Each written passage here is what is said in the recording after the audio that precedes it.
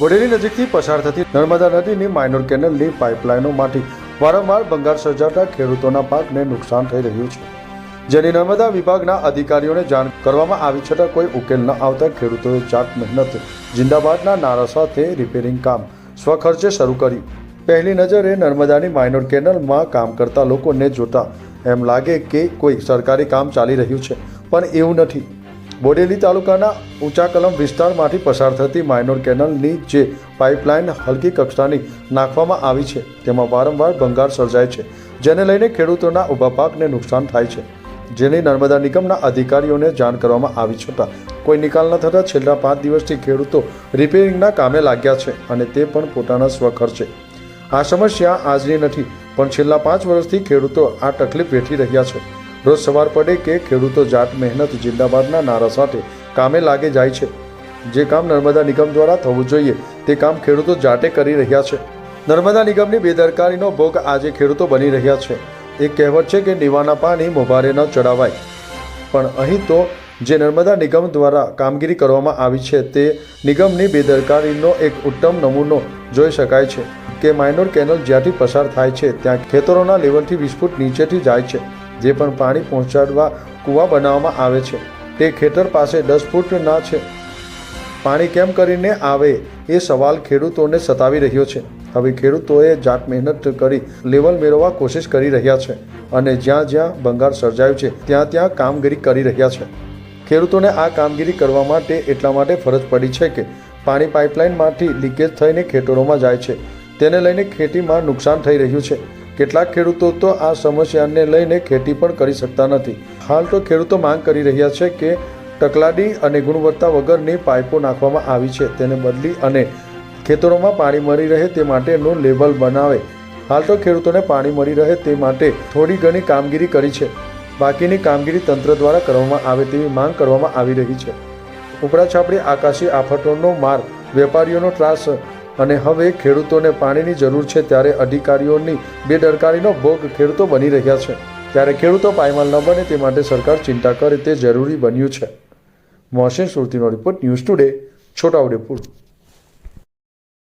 અમારી જમીનમાં ખેતી માટે કડેલા માઇનોરમાંથી પાણી આવે છે, એને પાઇપલાઇન બનાવી છે, પણ એ પાઇપલાઇન એવી રીતે બનાવેલી છે કે પાણી આગળ જતું નથી જતું। એને જવાડવાની કોશિશો અમે કરીએ છીએ તો એ પાઇપલાઇનો તૂટી જાય છે, કારણ કે એને પ્રેશર આવે, દબાણ આવે અને પાઇપો વ્યવસ્થિત છે નહીં।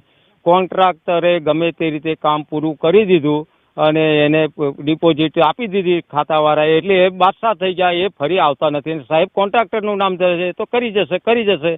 હવે અમારી ખેતી બગડે, ઝઘડા થાય, પાણી ના મળે, આટલો મોટો વિસ્તાર એમને કીધું કે તમારે નર્મદામાંથી સ્થળાંતર કર્યા, તમને આ જગ્યાએ નર્મદાને પાણી આપીશું। એક તો 12 વર્ષ પાણી આપ્યું ના, 12 વર્ષ પછી કેનલની ડિઝાઇન કરી તો છેલ્લા 5 વર્ષથી કેનલમાં પાણી નથી આવતું। પાણી આવવા બાજુ તો એ તૂટવા બાજુ। અમે તેના તે જ હાલતમાં અત્યારે છે, અમારા કોઈ દિવસો જ નથી સુધરા। અમે તો કહીએ કે તેના કરતાં આ વરસાદ એવું કહે છે અમને અહીંથી બીજે લઈ જાઓ જ્યાં પાણી હોય તે, અમારે આ જમીન આપી દેવી પાછી, એવી રજૂઆતો કરવા બાજુ કંટાળી ગયા છે આ લોકો। શું કરે, એમના છોકરા થઈ ગયા, અત્યારે કુટુંબ વધી ગયું, ખાવા પીવાવાળાના ખર્ચા વધી ગયા, આયા તારે 2ની વસ્તી, તારે 12ની વસ્તી થઈ, એ પહોંચી કેવી રીતે? ખેતી એમની આવક છે, એમને કોઈ નોકરી નથી, કશું નથી। હા, એટલે આ રજૂઆત છે કે આ સાહેબોને ધ્યાન આપે, અને જે કંઈ હવે આ ડિપાર્ટમેન્ટમાં કે કોણ છે તે જ ખબર નહીં પડતી। ઓફિસો કઈ હોય, આવે નહીં, અહીં આગળ કામ કરે નહીં અને બતાવીને જતા રહે છે। અત્યારે જે કરીએ એમ અમારા ખર્ચે કામ કરીએ છીએ, અમને પૈસા આપીશું આશ્વાસન આપે, પણ હજુ મળ્યા નથી।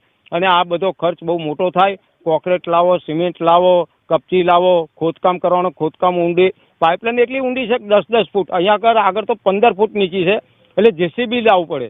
જેસીબીનો ખર્ચો આજે કલાકે 1000 રૂપિયા। અમે અત્યારે આ ખોદકામ કર્યું છે એના 2500 રૂપિયા તો ચૂકવી જ દીધા છે પહેલાં। રેતી લાવો, હવે બધા સક્ષમ હોય ના, એટલે 2-5 જણ પર એનો ભાર આવે, વારંવાર કેટલી વાર કરે। હા, એટલે સાહેબોને ધ્યાન લો કે આ આમનું કંઈક નિરાકરણ લાવો, નહીં તો આ રીતે ખેડૂતો ખલાસ થઈ જશે અને તમે તો તમારી જગ્યાએથી બદલી થઈને જતા રહેશો। અમારું કોણ જોશે? જો સાહેબ, અમારે 5 એકર જમીન, અમારી પપ્પાની જમીન, અમે 3 ભાઈ છે, 3 ભાઈની અંદર અમે 3 બાગલા પડ્યા છે। 3 બાગલાની અંદર અમારે જમીન 2.5 એકર જમીન અમારી ડૂબમાં જ જાય છે, બરાબર।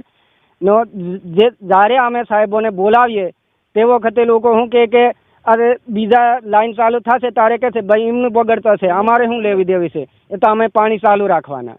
ભલે પાણી ચાલુ રાખો ભાઈ, પણ આજે 10 થી 11 જણા હશે આ લાઈન ઉપર, તો 11 ખેડૂત તે પાણી તો ચાલુ કરો. કમસે કમ તે ચાલુ કરીને જોઈ લો ભાઈ કઈ જગ્યાએ લીકેજ છે, કેટલી જગ્યાએ 300 ફૂટ લાઈન છે, આની અંદર લીકેજ કેટલું છે એટલું તો તમે જોઈ લો. પછી તમે આગળ રજૂઆત કરો કે ના કરતા પછી અસરગ્રસ્ત આપણે ભેગા થઈને આપણે રિપેર કરી લેવું હોય તોય વાંધો નહીં.